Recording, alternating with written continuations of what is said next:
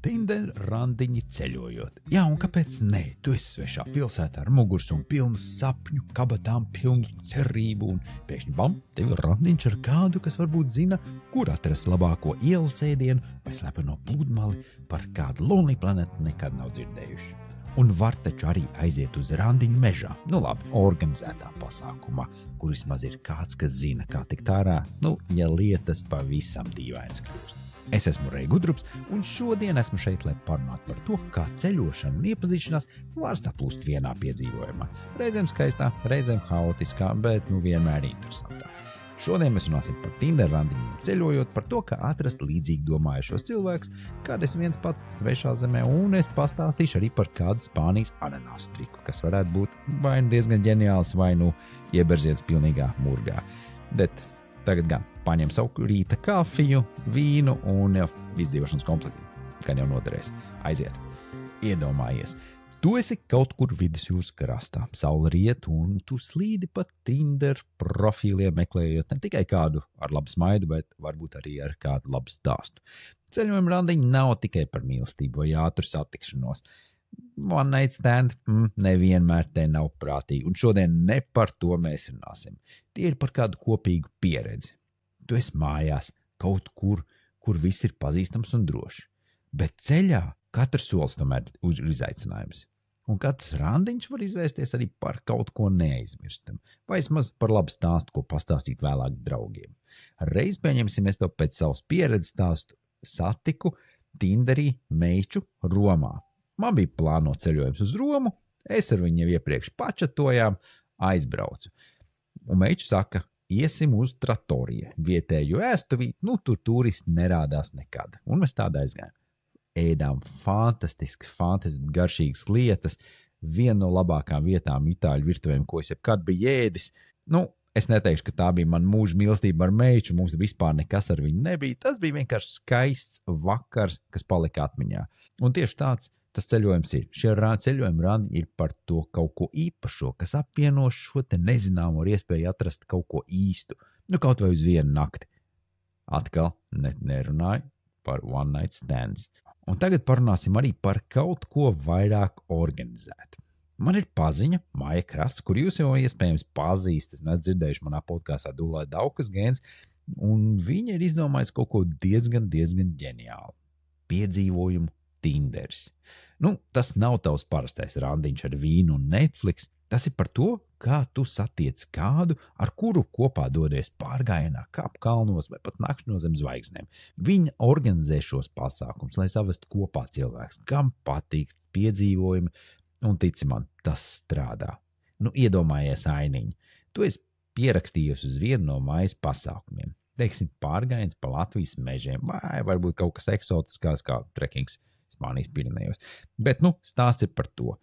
Tev līdzi ir mugursom pāris svešinieki un cerība, ka vismaz viens no viņiem būs tāvējies cilvēks. Maija saka, ka statistika ir laba, un es viņai ticu. Kāpēc? Jo, kad tu esi izsalts, noguris un smirdīgs pēc 3 dienu staigāšanas pa mežu, tu ātri saproti, vai otrs ir tā vērts. Tas ir kā tāds attiecību stress tests, vai ne? Ja jūs varat izturēt viens otru šādos apstākļos, tad varbūt tas ir kaut kas īsts. Es arī Maijai podkāstā jautāju, kāpēc tas darbojās. Un viņa teica, cilvēks attiekās darot to, kas viņiem patīk. Tu neesi spiests izlikties par kādu citu. Ja tev patīk un viņam vai viņai arī tā patīk, tad jau ir pamats. Un viņai ir taisnība. Kopīgi izaicinājumi saved kopā. Tu redzi otru cilvēku ārpus komforta zonas, bez meika, bez filtriem, tikai sviedriem un pāris odiem uz pieres varbūt tās. Tas ir godīgi. Un ja tu vari pasmieties par to, ka esi apmaldījies mežā, tad tas jau ir bonus. Ja tev ir interese, es linku ielikšu pie šīs epizodes apraksta, un Maija ik pa laikam izveido šos pasākumus, kuros tu vari pievienoties.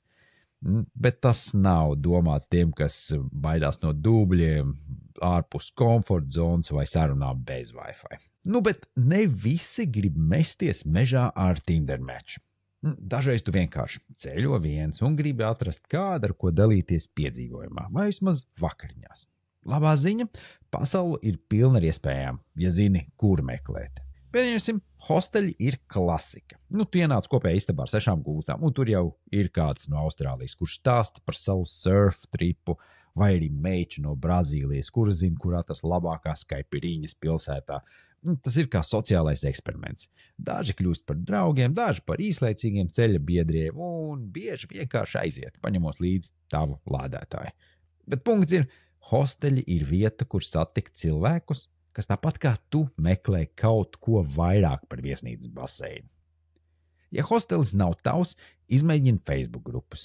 Tādas kā Solo Travelers vai Adventure Seekers ir pilnas ar cilvēkiem, kas dalās ar padomiem, plāniem un reizēm meklē kompāniju.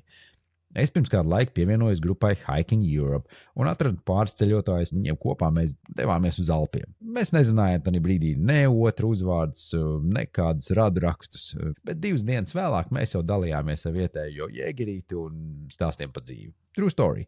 Tas vienkārši. Tu atrod grupas, paskaties, kas grib ar tevi doties kopīgā pārgājienā un maucam. Ja atbilst tavām interesēm, tas ir sāc sarunu un tas pats aizies.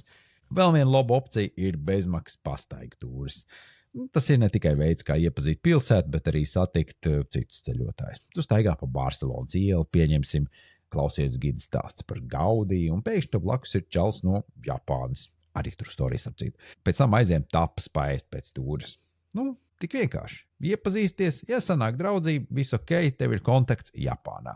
No savas pieredzes zinu, ka daudzi no labākiem ceļojuma paziņām ir atrasti tieši caur sociāliem tīkliem. Jā, tādā laikā mēs tomēr dzīvojam. Un tas ir vienkārši. Tu redzi kādu vietēju Instagram reels par kādu slepenu spotiņu, ūdenskirtumu vai foršu kafejnīcu un iekomentē, wow, baigi amazing, tur bla bla bla. Un pēkšņi atraksta atpakaļ. Saruna izvēršās, un nākamais, ko tu jau zini, ir tas, ka tu jau esi uzaicināts ģimenes vakarņiem uz vietējo ballīti. Šitā arī man bija līdzīgi Lisabonā, un iekomentēju uz vienu postiņa jau gadus atpakaļ, un satikos arī ar čali, kas to postu bija ielicis, un uzaicināja man uz Fado koncertiņu, ko nekad nebūtu atradis pats. Vietējie vienmēr zina vietas un lietas, ko turisti ceļveži neaptver. Bet, esi uzmanīgs. Ne viss ir tik draudzīgi, kā liekas. Reizēm arī gadās ieberzienu. Un tā kā tu esi prātīgi seko, kam tu raksti, ar ko tu saraksties sociālajos tīklos. Intuīcija un vēlreiz intuīcija. Ja kaut kas liekas pārāk labs, iespējams jāpačeko, kāpēc tā ir. Vēl, ja tev ir kāda specifiska kaislība, teiksim vietēja keramika, indija mūzika vai putnu mērošana, vienalga. Izmanto to kā ceļojuma kompasu. Meklē vietējos pasākums vai darbnīcas. Tādas pieņemsim lietotnes kā Meetup vai Eventbrite. Ir zelta raktu šādām lietām. Iedomājies, tu aizbrauc uz mazu keramikas darbnīciņu Porto un satiec kādu, ku zina visas labākās flīžu darbnīcas pilsētā. Tas ir tiešām kā atrast līdzīgi dvēseles svešā zemē. Šādreiz nejauši trāpījos vienā vīndegustācijā Toskānā, es pieteicos Meetup, bet es neesmu nekāds vīna snobs, neko, vienkārši gribēju satikt cilvēkus. Un iepazinos ar vietējo vīndari, kurš man uzaicināja pēc tam savu vīnu dārzu, izrādās, ka viņam tur ir liela plantācija. Mēs runājām par visu, tiešām. No vīnogām līdz dzīves jēgai. Un tiešām šķīrāmies jau kā seni labi draugi ar pāris puliem šantī. Tā kā tava interese var būt jebkas. Galvenais atrast vietu un kur tā satiekās ar citiem. Un tagad gribētu pastāstīt kaut ko vieglāku noslēgumam. Pieņemsim, es dzirdēju par Spānijas iepazīšanās trendu Mercadonas veikalos. Kādu laiku atpakaļ tur trendoja tāds triks. Iepirkuma grozā jāieliek ananās, apgriezts otrādi, ar apakšu uz augšu. Tas ir signāls, ka tu esi atvērts satikšanās, kādu meklē. Liek teikt, ananāsi ātri kļuva par deficīta preci, un daži veikali sāka tos pats slēpt. Diezgan smieklīgi, bet arī ģeniāli reizēm. Bet ar tiem trendiem gan uzmanies valstīs un nelec iekšā uzreiz, izpēt, ko tas nozīmē, kāds ir tam stāsts, vai arī, lai nesanāk kāds ieberziens. Un vēlējos arī tev pajautāt, mana klausītāji, kas ir interesantākie cilvēki, kurus tu esi saticis ceļojuma laikā? Varbūt tas vietējais šamans Peru, kas tev iemācīja runāt ar kokiem, vai pensionēts hipijs Kalifornijā, kurš zina visas slepenās pludmales. Jā, mēs viņu visi esam satikuši, vai ne? Dalies ar saviem stāstiem, jo ceļošana nav tikai par vietām, bet par cilvēkiem, kurus satiekam apkārt. Vai tu meklē mīlestību, draugus vai vienkārši labu stāstu, pasaule ir pilna ar iespējām. Tikai neaizmirst paņemt līdzi veselo saprātu un, ja dodies uz Spāniju, varbūt līdzi ar ananāsu. Raksti man, pastāsti, kā tev ir gājis, un varbūt nākamajā epizodē mēs parunāsim arī par tavu ceļojumu un piedzīvojumu, bet līdz tam gan ceļo drosmīgi, satiec interesantus cilvēkus un nekad nebaidies. Swipe right.